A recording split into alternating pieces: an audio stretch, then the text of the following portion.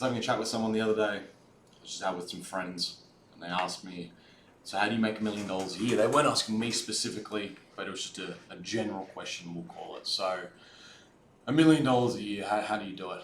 Obviously, the history of the JL Investment Fund was covered on the first episode, but I've exited successfully from around 17 companies. So I feel confident in the $1 million a year being quite a number that I can speak on, because I can't say I've made $100 million a year, but $1 million a year in revenue, let's keep it simple and talk revenue as well, by the way, not anything more than that, is a fairly good first starting point, and everyone loves that first number. $1 million a year, $83,333 a month. So how do you get there? Start with a few things. You need to have a fundamental understanding on business as a whole and money by itself. So what I mean by this is, if it costs you $1,000 to acquire a customer and you only make $50 per customer in the lifetime, you have a massive issue. Obviously that's a fairly extreme example, but you have a big issue, meaning it takes you 20 times the amount of money to acquire a customer than you make. So it is a fairly poor business, we'll call it, unfortunately. So we will cover that in different episodes, how to create from the ground up an effective business, but I'll cover some key points today. So you want to start off doing this. Now, it doesn't matter what business you have. You want your margin in your product or service to be, first of all, above 80%, meaning you need to reduce your hard cost of what it takes to produce your end item. It needs to be 20% or less. I'll give you some examples.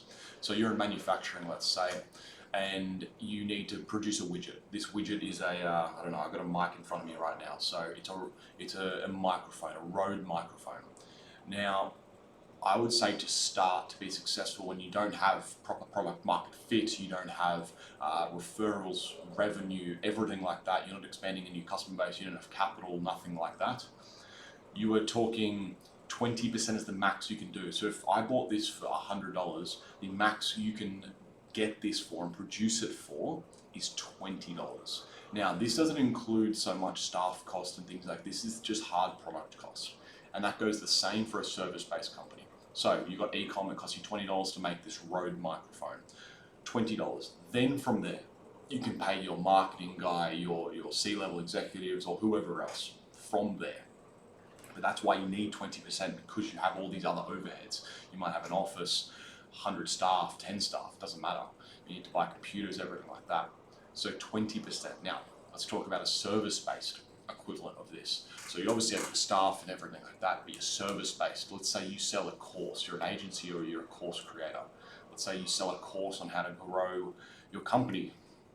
So this course, you cannot have it produce every time someone purchases it more than 20% of what you're going to sell that for. So if it's a $5,000 course, it cannot cost you $1,000, more than $1,000, just to get it to the client, let alone service it, have people who are accountability coaches, people who help them month to month, everything like that. So that's the first rule you need. You need to focus on the money, the dollars spent. And this is very important to start. Now that you've started, you know at least some basic rules of just monetary things. From here, you want to focus on 3 things. Super simple. $1 million a year, I hate to say, I know people are going to say this is a huge amount, but this is also not profit, this is revenue. So you can make $0 on that, and you can make 80% on that. Now, $1 million is not some huge amount, so you don't have to overcomplicate it. There are 3 parts that you really need to focus on. Firstly, one product. You don't need to take on a necessary cost to improve more than one product, because first of all, it's going to be shit. You don't have product market fit, you don't have anything. You don't have millions of dollars under your belt of knowing how this truly affects your personal customer avatar and how many of this affects and what age group. You don't have all the data to be able to then expand and be like, I'll give you an example, why one product is so important. Let's say your product is once again, a Rode microphone for people who are specifically a podcaster, let's say, to make it nice and specific. How many people are podcasters? A very small amount of the population. So You then don't go, sweet, I only apply to 1% of the population with my Rode microphone. Let's quickly just go and pivot and also provide a keyboard that I can send to people in the office. As in, could you do that eventually? Of course. But doing that before $1 million a year is counterintuitive, because now you need someone to produce this keyboard. You need someone to send this keyboard out, deliver the keyboard, do marketing for it.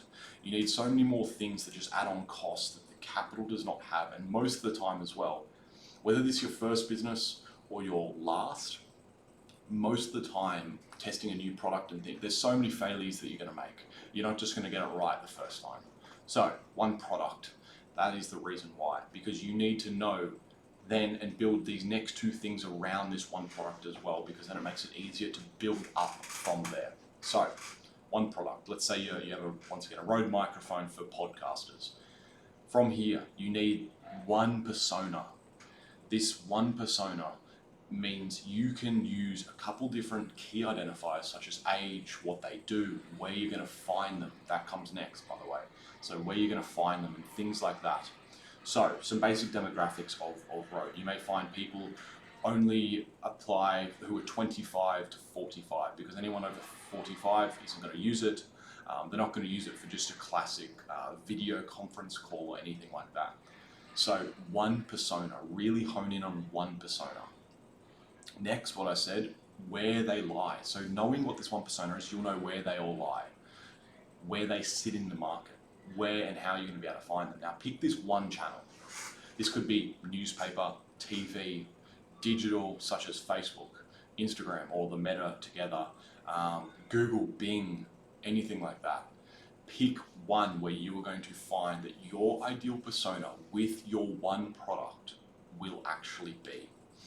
Now, it's not going to be perfect. You're going to fail. It is completely fine as long as you get back up from that and keep moving forward and learn from it and learn quickly, because it is tough. Okay, you got to learn quickly with it. So one channel is then that lesson. So that one channel is where you're going to go. Let's say you have Facebook marketing. Let's say so you're using Facebook ads. Then you have Facebook ads. You have your one product, your one persona, and you know that they're all going to be on Facebook ads. Now that is perfect to start. Now from here, you're obviously going to need a plan, but you need those three things to start. That is so important. Don't split off from then. Just two channels. Guess what you need? If you use two channels, you need two people who are an expert at that. You need two people who are then an expert in different products. And then you need two different personas that you're going to be targeting, which is just ineffective. You're not going to be able to dial down your marketing, dial down lead generation, dial down your sales scripts, dial down your follow-ups. Anything like that, you're not going to be able to dial in and make sure that it is perfect for that. And let's say you're selling a widget, $1,000 widget, let's say. You need to sell 83.3 of those per month. And that is also where you can now, using those three methods, it's not just the fact that you're going to be able to get to $1 million a year or $83,000 a month faster. It's the fact that when you get there, your profitability is going to be so much higher. Minimum, I've found 10%. I've made all these mistakes before, where you chuck in multiple different service offerings or you chuck multiple different companies together. It doesn't work, especially at the start when you don't have millions of dollars in capital to spend. Because when you think about it, $83,000 a month. So how are you going to get there, and what capital do you need? Are you going to bootstrap it? Are you going to get 50 grand? Are you going to save? What are you going to do? And then when you get there, what kind of profit are you actually running? Let's say you're running a fairly profitable company at, let's say 40%, which after all costs, not just that 80% rule, but 40%. So you're making around $32,000. Let's call it $30,000 to be just round up or round down, sorry. So $30,000. So that's how much you're making profit, which means you still have $53,000 in cost that you have to cover every single month, which means profit is unbelievably important. You need to run for a minimum of 2 months profitably at that amount just to be able to cover your costs for the next month. So imagine your cost skyrockets when you introduce a new product, you're failing with testing, and new channel, new persona. It costs a lot of money. And if you have one whole year profiting 40%, which once again is good, you will have at the end of the year $360,000, actually a bit more, but $380,000 you will have at the end of that year, which means you from there have $400,000 in backing to then innovate, go and actually do something else on top of that. But apart from that, remember 80% margin rule, the three things: one product, one persona, one channel. Pick those three, do your research, make sure you actually know what these three actually mean and how they come together, because they will link together. But yeah, apart from that, 20%, 80% rule, and the three main things. James Lewis signing off.